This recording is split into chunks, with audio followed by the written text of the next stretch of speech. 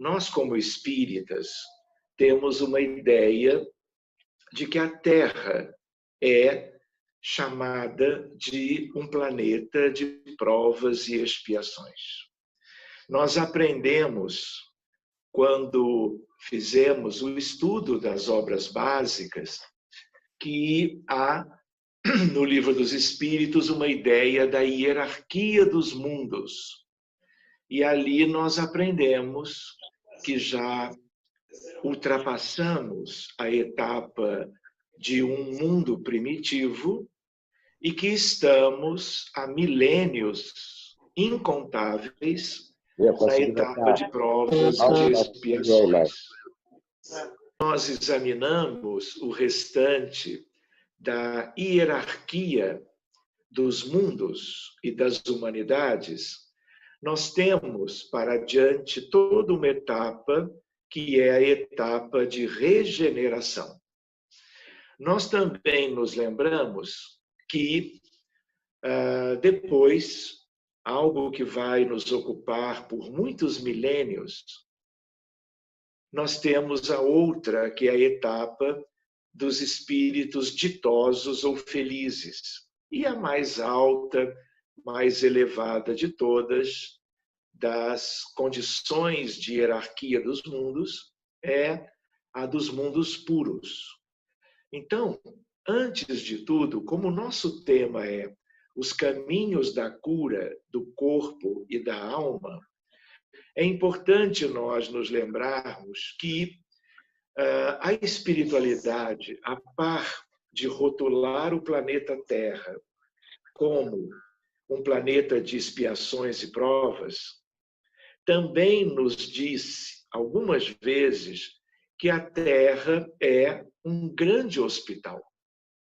Que, de certa maneira, ninguém nasce aqui, vamos dizer assim, que não seja, a grosso modo, espíritos muito atrasados, espíritos com muitas dificuldades espirituais, acumuladas na esteira do tempo, vamos dizer assim, e com muitas pendências no sentido de uma grande necessidade de recuperação.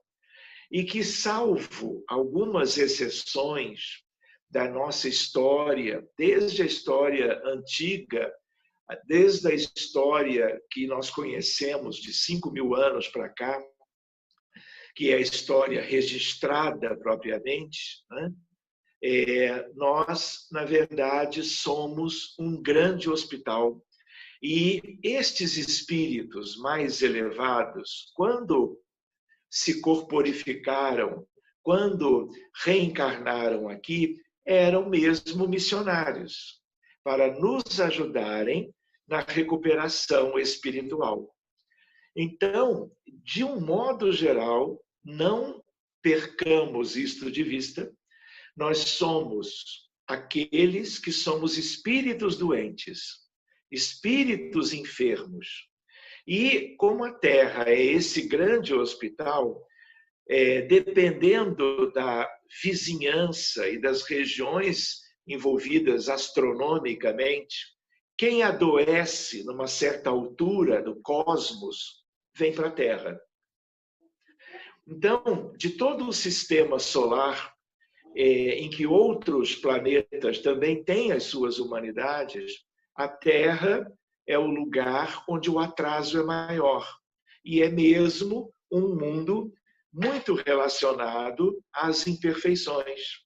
Por isso, é muito difícil a gente encontrar pessoas que reencarnem aqui e que não adoeçam. Então, as doenças fazem parte das nossas realidades. Existem crianças, bebês, que já nascem com problemas congênitos, problemas neurológicos, cardiovasculares, problemas os mais variados. Então, às vezes, o diagnóstico é ainda feito intraútero, ou seja, quando o bebê está se desenvolvendo a nível de embrião, a nível de feto, o ultrassom já pode mostrar certos problemas médicos E às vezes a criança nasce já toda uma equipe de prontidão para recebê-la, para já iniciar os respectivos cuidados. Mas em pediatria, né, quantas doenças afetam as crianças? Vamos dizer, existem colegas especializados em medicina de adolescentes, porque na adolescência também podem brotar diversas questões médicas.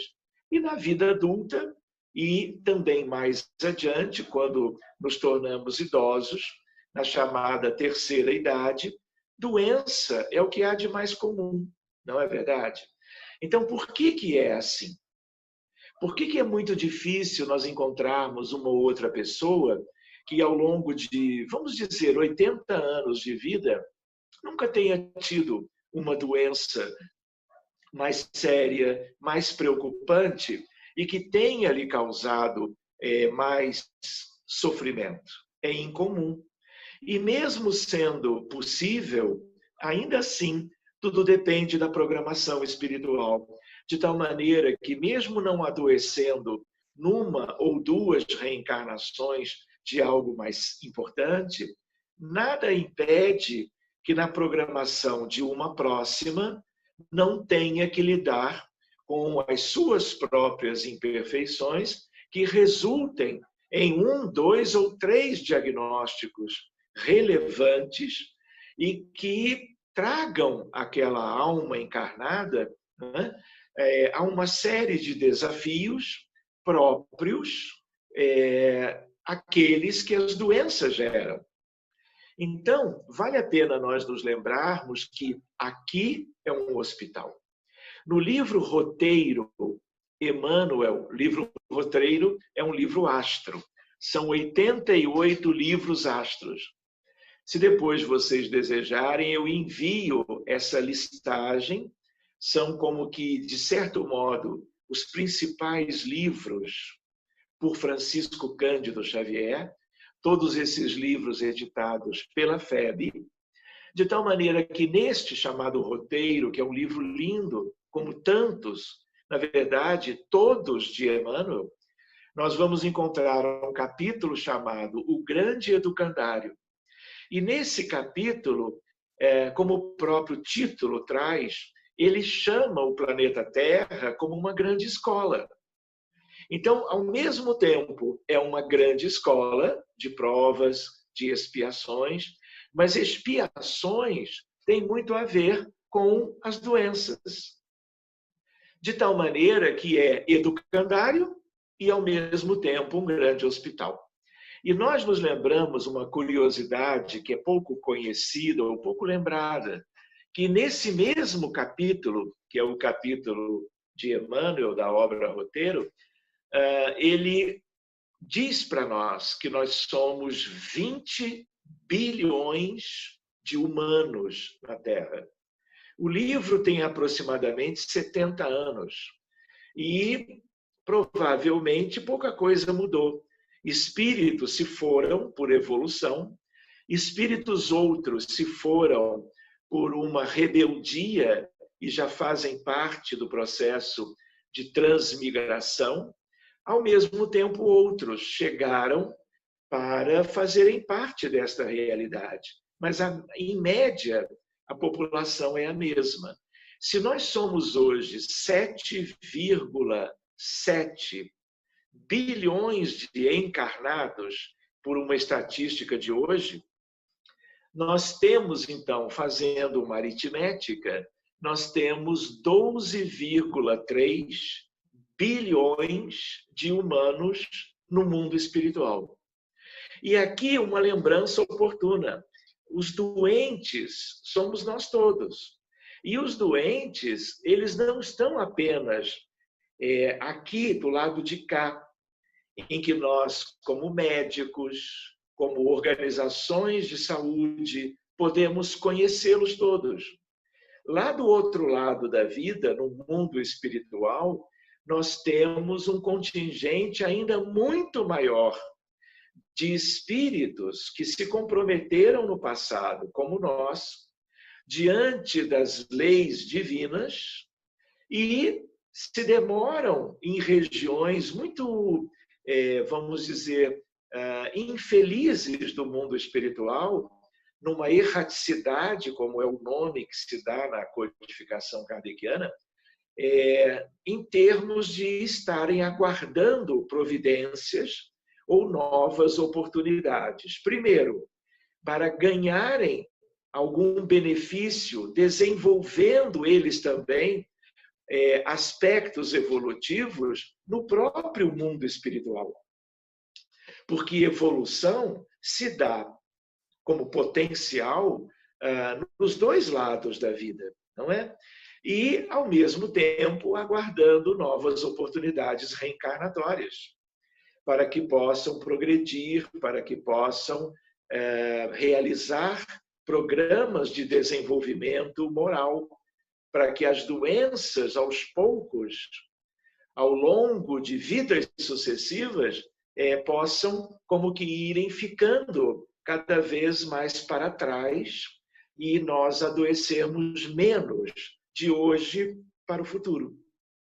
Então, vale a pena nós nos lembrarmos que se hospitais, clínicas, diagnósticos, problemas clínicos, cirúrgicos, médicos de várias especialidades, ao mesmo tempo, um contingente imenso de pacientes com transtornos mentais, é isso que caracteriza a nossa condição.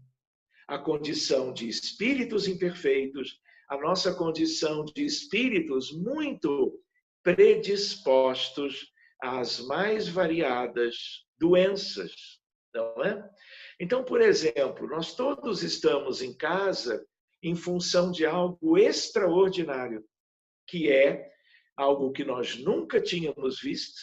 Houve algo semelhante na gripe chamada de espanhola, que dizimou milhões e milhões de pessoas na Europa, tanto quanto nós tivemos a peste negra, a chamada peste bubônica, na Idade Média, que também dizimou pelo menos 1/3 da Europa. A gripe espanhola por um vírus e a peste bubônica por uma bactéria. Pois bem, tudo isso denota a nossa fragilidade, a nossa predisposição também, né? Porque a par desses micro-organismos, nós somos suscetíveis, nós somos vulneráveis, uns mais, outros menos. Cada um adoecendo a seu modo, dependendo de algumas variáveis espirituais, mas que têm nítidas repercussões biológicas. Outra ideia para nós é a ideia, por exemplo, temos a nova pandemia, né? Algo que já resultou em um número, né, enorme de desencarnações, tanto quanto internações em hospitais no mundo inteiro. Ao mesmo tempo, nós tivemos doenças recentes, como a epidemia de ebola no norte da África. De 1982 para cá, o drama da síndrome de imunodeficiência adquirida, que é a AIDS, que é também uma doença viral, não é? Mas, ao mesmo tempo, até hoje nós não temos vacina. Nós temos tratamento, né? Então, a medicina progride para ajudar os seres humanos que adoecem. Então, vale a pena nós nos lembrarmos que aqui é mesmo hospital. E a ideia é de que bilhões do lado de cá e outro tanto ainda maior do lado de lá, temos, na verdade, doenças no perispírito. O nosso perispírito adoeceu há muito tempo. Muitas vezes, quando nós tomamos um corpo novo, numa nova reencarnação, esse corpo, durante muitos anos, pode ser completamente sadio.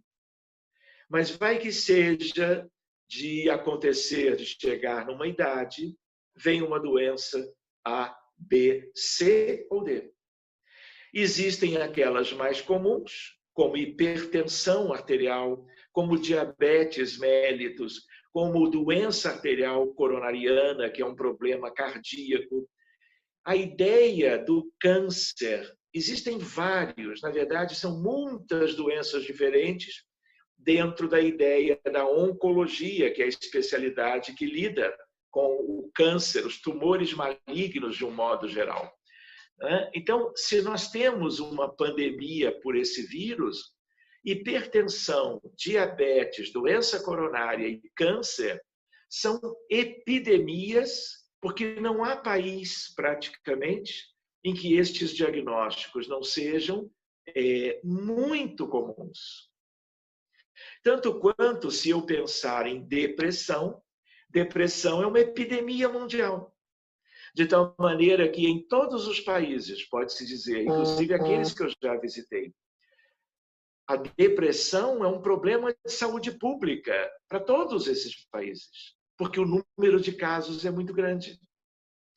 E se a gente for pensar pela medicina moderna, nós conhecemos muita coisa sobre hipertensão, mas nós não sabemos de onde vem. Nós sabemos controlar, porque, de um modo geral, a hipertensão não tem cura, tem tratamento. Diabetes é a mesma questão, seja o diabetes tipo 1 nas crianças em geral, seja o diabetes tipo 2 nos adultos. Nós sabemos da deficiência absoluta ou relativa de insulina. Nós sabemos medicar, nós entendemos o quanto é importante que o doente controle a glicemia, tenha uma qualidade de vida com boa alimentação, exercícios físicos, não é? Para o controle da doença. Mas de onde vem o diabetes, ninguém sabe. Tanto quanto, na essência, doença coronária, outro exemplo citado. Nós temos a hipertensão, o diabetes, o tabagismo, o colesterol elevado, a história familiar de doença coronária e outras questões que são fatores de risco. Mas eu tenho inúmeros pacientes no consultório ou no Instituto de Cardiologia que são doentes coronarianos, já até operaram o coração 1 ou 2 vezes para a cirurgia de revascularização e de implante, por exemplo, de pontes de safena, e que, na verdade, não tem fator de risco desses conhecidos. Enquanto, às vezes, eu tenho um paciente que tem vários fatores, tinha tudo para ter a aterosclerose coronária e tem coronárias completamente limpas, sugerindo para nós que ainda há outros fatores. E se existem fatores determinantes, são fatores genéticos, mas o que está atrás da genética? São os fatores espirituais. Porque quando nós reencarnamos, adoecemos o corpo numa altura da vida por uma patologia qualquer. De onde vem isto? Vem das nossas almas ou espíritos. Mas de quem especificamente? Dos nossos perispíritos. Porque os nossos perispíritos, como eu tentava lembrar antes, eles estão alterados morfologicamente na sua tessitura em função do que nós causamos a esse corpo espiritual, que os desencarnados também têm, claro, em função das transgressões às leis divinas. Quando nós causávamos prejuízo alheio, de um modo ou de outro, da maior ou menor gravidade, com mais ou menos consciência, com mais ou menos ênfase, o que aconteceu? Nós vamos, como Emmanuel diz, outro livro astro, lindo, que se chama Pensamento e Vida, imperdível. E ali, num determinado capítulo, Emmanuel ensina, olha, o orgulho leva a um esgarçamento perispirítico. Em toda a literatura espírita cristã, é a única referência que há quando Emmanuel, lindamente, oportunamente, nos ensina o orgulho adoece a criatura. Esgarça o perispírito. E se não houver um curativo, se não houver um tratamento, se não houver uma mudança, uma transformação íntima, quando reencarnar de novo, vai levar para o novo corpo o esgarçamento. E isso vai modificar os genes, vai alterar a genética, e uma mulher, por exemplo, com 55 anos, pode ter um determinado câncer, como um homem de 60 pode ter outro num órgão parecido ou num outro órgão. Lembrando que o câncer, que é uma tragédia mundial, né? Há um número altamente expressivo de doentes ao longo de todas as idades. Quantas crianças têm linfomas, leucemias? A gente chama isso de doenças linfoproliferativas, doenças hematológicas, no campo da oncologia, que é o câncer. De onde vem isso? É como as doenças congênitas. A criança mal chegou, ainda está no primeiro colo de quem aguarda a criança no hospital, na clínica, e já vem doente. Por quê? Porque antes, logo ainda no desenvolvimento embrionário ou fetal, já está propriamente como que criando alterações de formação dos órgãos. E aí as coisas vão se alterando gradativamente. Então é importante nós nos lembrarmos que a oncologia moderna, que é uma área linda propriamente da medicina, importantíssima em função de um número tão grande de casos. Na verdade, nós temos as cirurgias para retirada de tumores, nós temos, por exemplo, vamos dizer, aquilo que nós chamamos de poliquimioterapia, radioterapia e imunoterapia. Nós temos vários componentes do arsenal terapêutico em oncologia. Mas o que é isso? A doença chega, gera sofrimento, alterações biológicas, alterações orgânicas, comprometimento da saúde, problemas para o próprio indivíduo, problemas para a família, que também vai procurar ajudar propriamente esses casos todos. Adoecendo junto. Não é como também a família de um paciente com depressão severa adoece junto. Um paciente com alcoolismo crônico, de moderado para grave, não é? Altera toda a vida familiar, como também as nossas crianças dentro do espectro do autismo, né? Que é um enorme desafio para a humanidade. É outra questão para nós examinarmos numa outra ocasião, e que a causa é sempre espiritual.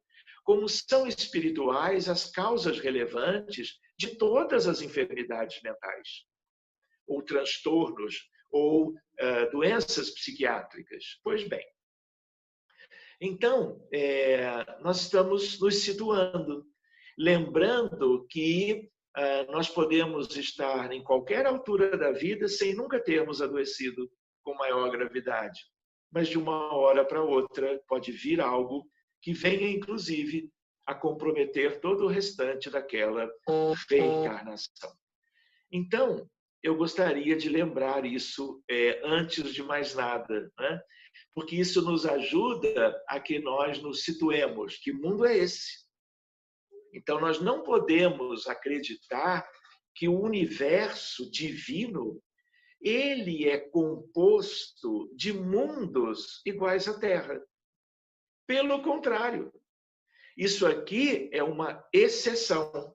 Assim como, por exemplo, se eu vou a Paris, eu vou para conhecer a Torre Eiffel, o Arco do Triunfo, o Museu do Louvre, a Champs-Élysées, eu vou passear em Montmartre, eu vou conhecer as coisas belas da Cidade Luz. Eu não vou a Paris para entrar no Hospital de la Salpêtrière, que é um dos melhores hospitais da Europa, Porque quando eu entro num hospital da cidade parisiense, eu não tenho uma ideia da cidade. Eu só tenho uma ideia de pessoas doentes, que estão ali recebendo auxílio médico, internadas, operando e etc. Não é verdade? Então, o universo divino, fazendo uma comparação, é como a cidade de Paris, quando tudo está muito bem, não é? Para que a gente tenha uma referência. Então, nós também não devemos ter ideia de que o mundo, o universo divino, é igual ao que nós temos aqui. Isso aqui é um caso bem particular, mas também não é o único hospital. Por quê? Porque o número de planetas, o número de corpos celestes no universo divino é uma coisa que nós nem conseguimos contar. A Via Láctea, que é a galáxia média onde está o sistema solar, só a Via Láctea ela tem 200 bilhões de estrelas. O que significa dizer que nós temos pelo menos 1 trilhão de planetas no sistema que nós vivemos, que é a Via Láctea, onde está o sistema solar e a Terra. Se nós nos lembramos de Andrômeda, que é a galáxia vizinha, a galáxia vizinha Andrômeda é grandinha. Ela tem 1 trilhão de estrelas, provavelmente 5 a 10 trilhões de planetas. E em cada um deles, a princípio, nós temos espíritos, nós temos humanidades. Tudo isso é divino. Então, diante de um cenário, de uma magnitude inapreciável, de certo modo, para quem tem as limitações de viver na Terra e enxergar apenas o pouquinho que nós enxergamos, vale lembrar que na Via Láctea devam existir inúmeros hospitais com perfis diferentes, próprios para realidades espirituais específicas. A Terra é o nosso hospital, é o nosso lugar para a nossa devida recuperação. Enquanto não nos recuperamos, adoecemos. A rigidez, o bem-estar, a sanidade mental de hoje não quer dizer que vai ser sempre assim. Por isso que muitas vezes o conhecimento da doutrina espírita, o conhecimento desses mecanismos ajuda para que nós, vamos dizer assim, saibamos lidar melhor com as enfermidades que surjam em nós mesmos e naqueles a quem amamos, aqueles que fazem parte do nosso contexto familiar e daqueles outros que muitos nos preocupamos nas nossas atividades diárias, ou não. Então, é importante lembrar que o mundo Terra não é referência de mundo. Pelo contrário, isso aqui é algo à parte. À parte no bom sentido. Olha, adoeceu de certo tipo de problema moral, vai para aquele mundo bonito lá, que fica gravitando em torno do Sol, como nós temos outras humanidades bem melhores, em Mercúrio, Vênus, Júpiter, Saturno e assim por diante. Então, essa é uma reflexão. A outra reflexão tem a ver com a ideia, quando a gente colocou no título, né, os caminhos da cura do corpo e da alma, primeiro a ideia de que temos corpo, mas nós somos almas ou espíritos. Então, as nossas almas enfermas fazem o corpo adoecer. Isso é uma ideia, né? E a ideia também que almas ou espíritos no mundo espiritual, nós encontramos doentes em bilhões de casos. Por isso que o que mais tem, eu dizia antes, no mundo espiritual, são cidades, colônias, né, envolvidas com a história e a cultura e as nações todas do planeta, hospitais dirigidos por espíritos superiores relacionados a todas as crenças, filosofias e culturas que já existiram na Terra. Daí a ideia de que no todo é um grande hospital. A outra questão no título, Os Caminhos da Cura, é a ideia de que cura é uma palavra forte. E às vezes alguém poderia pensar que quando nós falamos em cura, nós estamos falando, por assim dizer, em termos de tem um câncer, retira aquele câncer a partir de uma cirurgia, né? E depois de 5 anos não teve mais nenhum sinal ou sintoma daquela patologia. Para a oncologia moderna, 5 anos é um critério, vamos dizer assim, de cura. Mas a cura pela medicina convencional que nós temos hoje, que se desenvolveu maravilhosamente, na verdade, é um critério. Mas se não houver uma mudança interna, a retirada de tumor ajuda muito, porque retira também questões do esgarçamento perispiritual.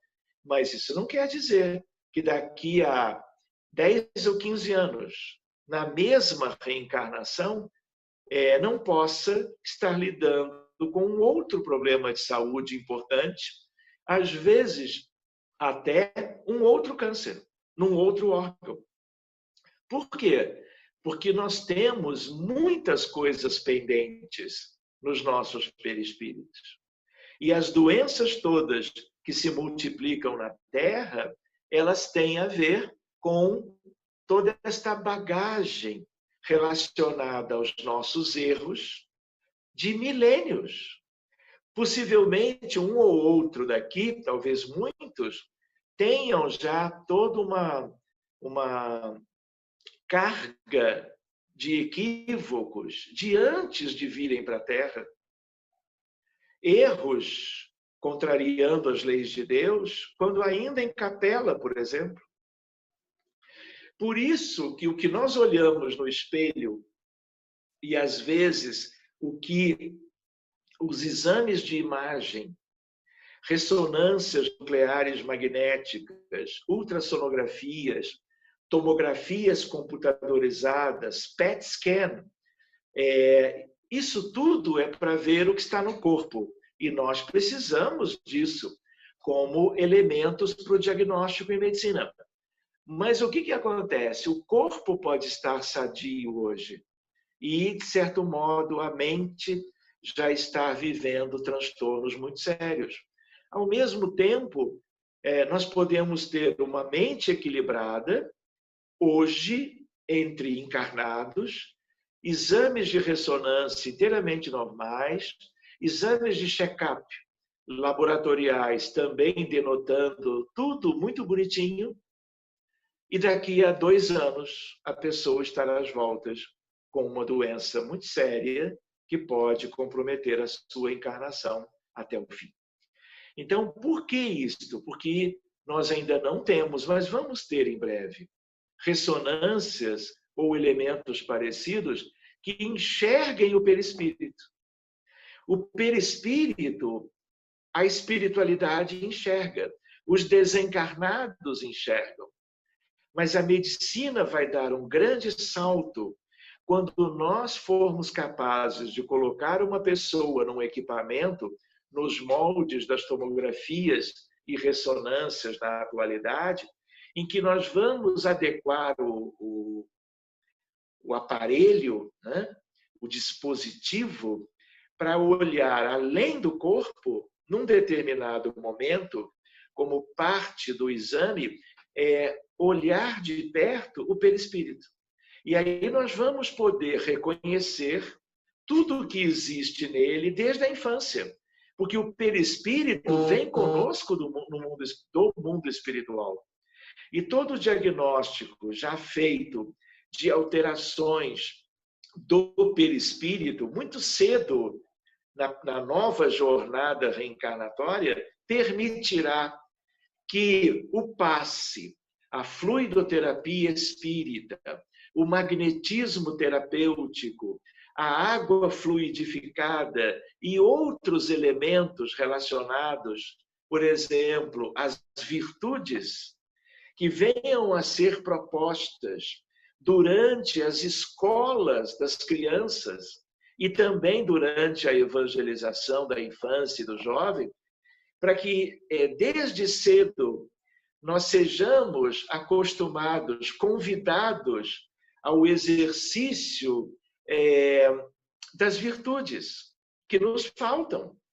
Então, empatia, compaixão, solidariedade, fraternidade, caridade desinteressada, meditação, prece, gratidão, tudo isso hoje nós estudamos em medicina como fatores tanto de prevenção de doenças, como também fatores nitidamente terapêuticos, o que significa dizer curativos.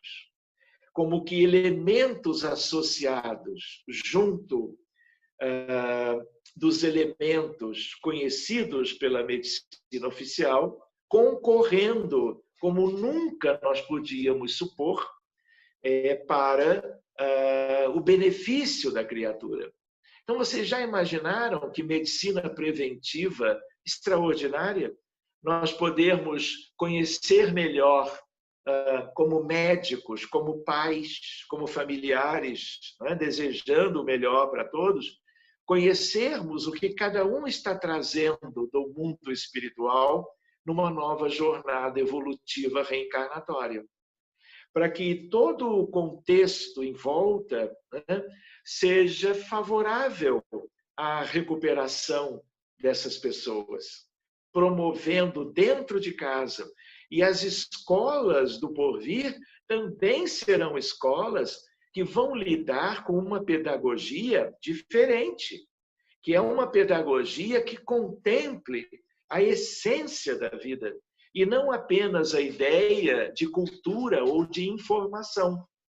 Porque, na verdade, numa pedagogia espírita, eu vou fazer um parênteses, todas as vezes que você tem uma nova definição de homem e uma nova definição de mundo, você, diante disso, você pode construir uma pedagogia nova. E a pedagogia espírita já existe há décadas.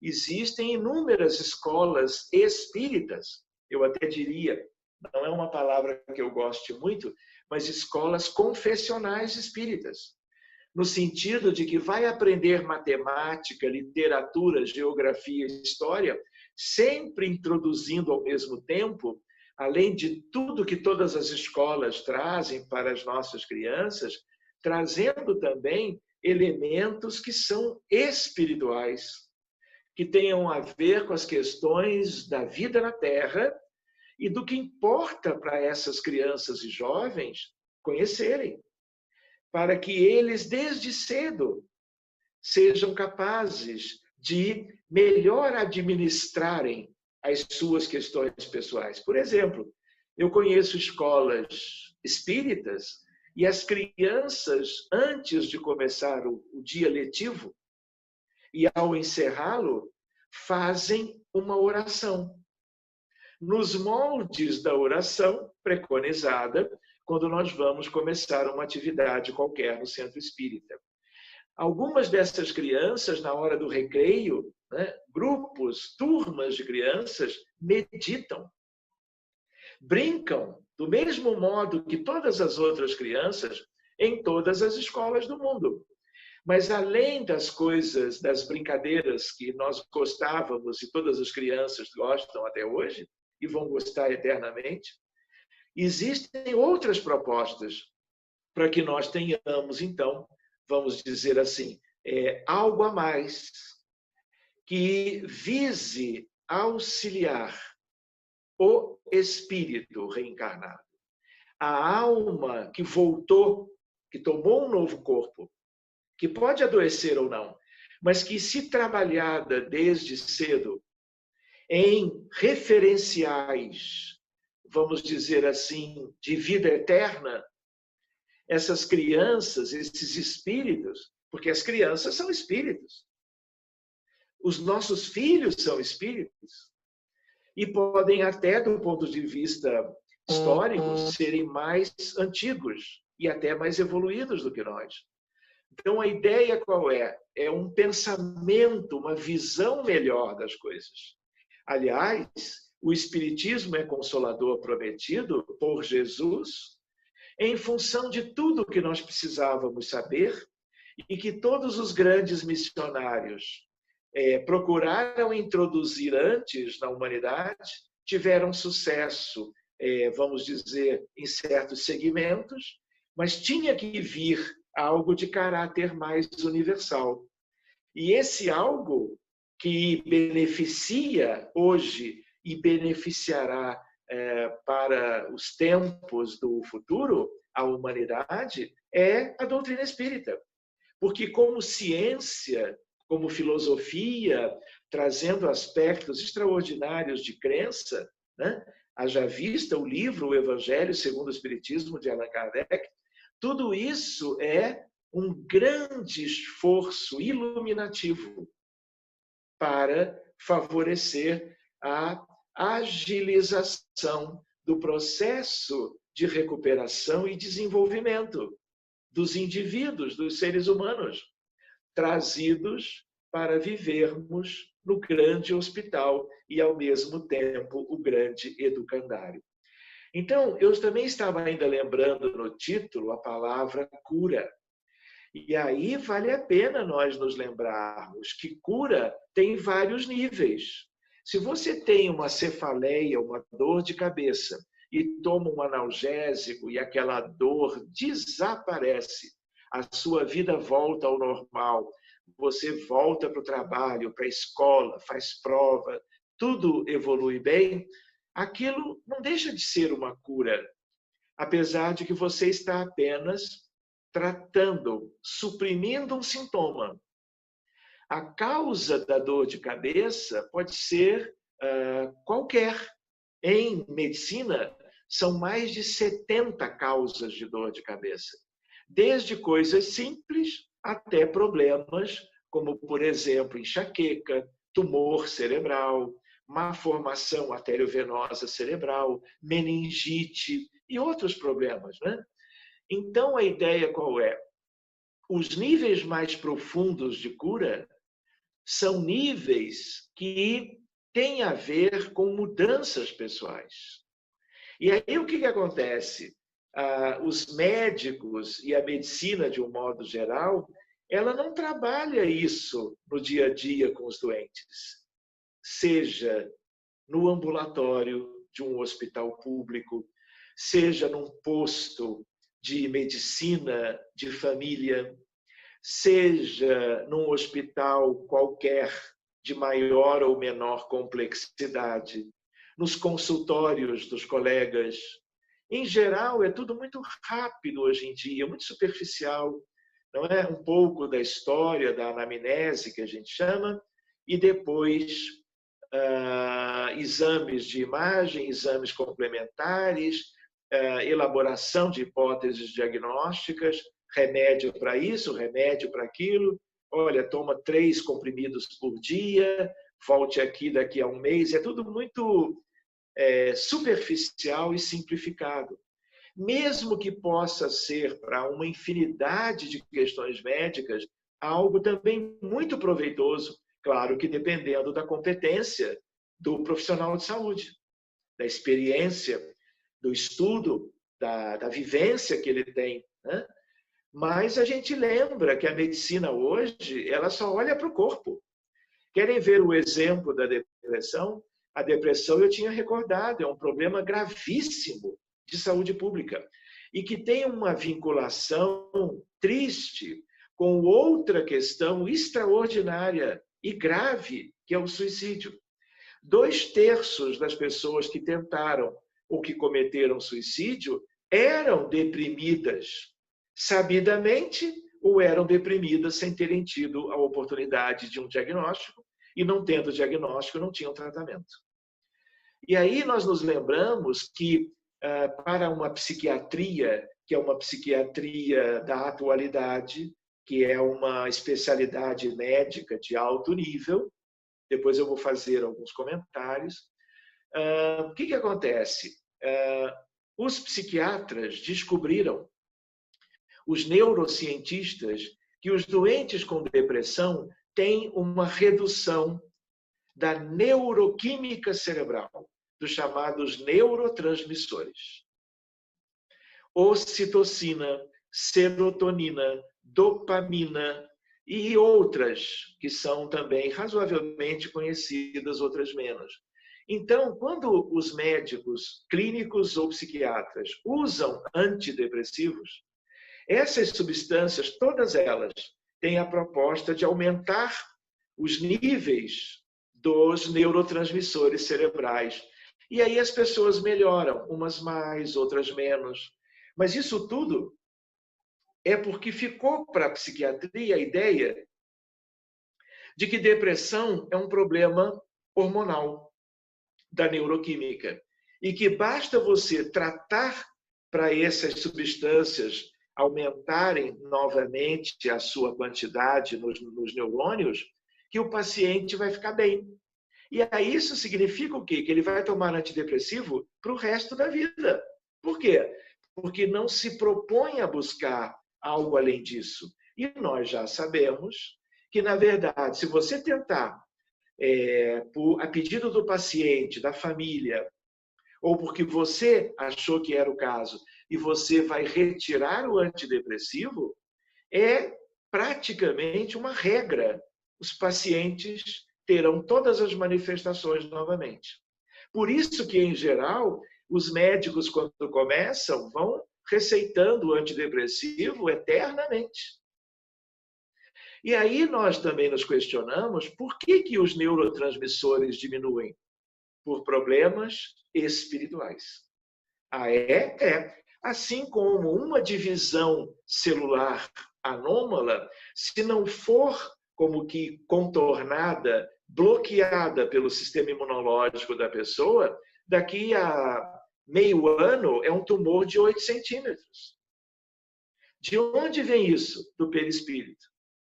Então, nós poderíamos até, nesse final de reflexões, né, colocarmos assim, depressão é doença médica e é doença do espírito. E no espírito ela é preciso que seja tratada. Senão nós vamos ficar fazendo para todos os diagnósticos, para todos os casos, de todos os muitos, milhões de problemas médicos, uma medicina dos efeitos. Vamos suprimir efeitos, retirar um pedaço disso, um pedaço daquilo, e não vamos trabalhar uma cura a um nível mais profundo. E o que nós precisamos, então, para trabalhar as questões mais profundas? Aí vem uma lista de itens. A mais importante, se eu quero ajudar um paciente que tem esquizofrenia, uma criança com autismo grave ou severo, né? O centro espírita pode ajudar e muito, com duas questões. A abertura do caso numa reunião mediúnica preparada com um grupo capacitado para isso. Para entrar nas questões antigas, cuidar de tudo que é identificado e fazendo isso os doentes todos melhoram. Todos, uns mais, outros menos. Outra ideia é de que a fluidoterapia espírita, o passe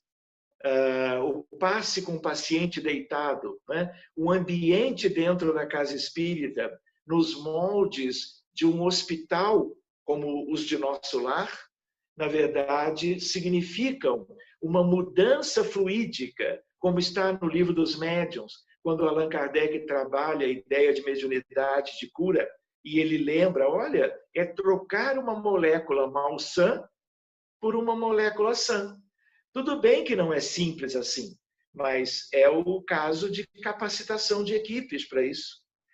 Com referenciais próprios para essa atividade, para que essa atividade tenha êxito. Por exemplo, o cérebro de uma pessoa adulta com depressão, o passe terapêutico ele pode mudar a neuroquímica, tanto quanto o cérebro de uma criança com autismo tem inúmeras modificações. O cérebro das crianças com autismo ele é inflamado. O passe semanal para as crianças pode reduzir a inflamação. Reduzindo a inflamação, eu vou ter melhora clínica. Então, esse é um grande, belo capítulo para nós continuarmos os nossos estudos numa outra ocasião. Mas então nós fizemos assim algumas lembranças de algo que seja motivador para nós continuarmos não só os estudos teóricos sobre esta fronteira entre medicina e espiritualidade, lembrarmos de que existe já um paradigma novo.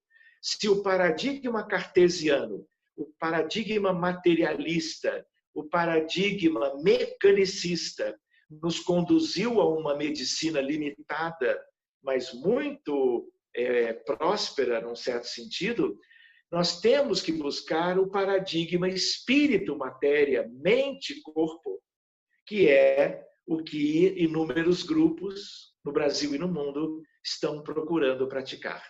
Então, isso é como um convite maravilhoso dos bons espíritos a bem da saúde humana. E a outra ideia que vale a pena, então, é nós nos lembrarmos que nós somos, quando encarnados, e qualquer doente o é também, não apenas corpo e células, sistemas orgânicos. Nós somos almas, nós temos perispíritos. E tudo isso tem que ser ou fazer parte dos objetivos de uma medicina que já começa a despontar a bem da nossa humanidade. Antes, para finalizarmos, apenas lembrarmos que nós somos espíritos viciosos ainda. O orgulho, egoísmo e vaidade e as consequências tristes de tudo isto é o que tem gerado sofrimento em termos de doenças para a nossa humanidade. O que pode mudar isso tudo são as virtudes. Quando Jesus dizia, estás curado, a um cego, a um lunático, a um surdo-mudo, e ele dizia uma coisa ou outra, ele dizia, estás curado, vai e não digas nada disso a ninguém. Ou então ele dizia, estás curado, vá e não peques mais. A doença está relacionada sempre aos nossos equívocos. E quando eles foram reiterados, repetitivos, graves, gerando graus inimagináveis de sofrimento para as comunidades, tudo isso volta imediatamente pela lei de causa e efeito, ação e reação. E aí o que acontece? Doença, doença e doença. E aí, com muitas delas, para onde nós vamos? Um tal de planeta Terra, onde, aliás, nós já estamos há muito tempo. Por isso que o Espiritismo pode nos ajudar, para que a gente tenha uma noção, uma referência nova. O que nós queremos? Qual é a finalidade da existência? Para que, de onde nós viemos? Por que o mundo é assim? Como é que o mundo vai se regenerar? A regeneração não virá caída dos céus, contemplando a humanidade dentro de uma ação misericordiosa de Deus. Vocês sabem, a regeneração ela vem de dentro, de cada um. Se eu me melhoro como ser humano, como alma, como espírito, e vou dando espaço às virtudes, aquelas que foram citadas, por exemplo, as principais até, eu vou me modificando. Quando eu me modifico, quem está à minha volta recebe essas influências. E há um espalhamento positivo. Quando, na verdade, nós deixamos para trás uma psicosfera que só espalha doença, sofrimento, dor e morte. Esse é o nosso mundo. Então, se existe algo extraordinário que é tipicamente da doutrina espírita, é esse convite maravilhoso para que nós nos tornemos pessoas melhores. E fica, então, nesse finalzinho, amigos, uma recomendação. No livro O Evangelho segundo o Espiritismo, no capítulo chamado Sede Perfeitos, algo que é uma sugestão de leitura antes hoje de adormecermos. Pode ser, se não temos o livro, eventualmente, baixarmos o capítulo, a mensagem chamada O Homem de Bem. Façam essa leitura. Isto é um convite dos céus para cada um de nós, para que nós nos tornemos, investindo nisso, conscientes, no caminho para uma futura longínqua ideia de perfeição, mas que nos tornarmos homens e mulheres de bem, ele mostra que já é possível, dependendo do entendimento e do esforço de cada um de nós.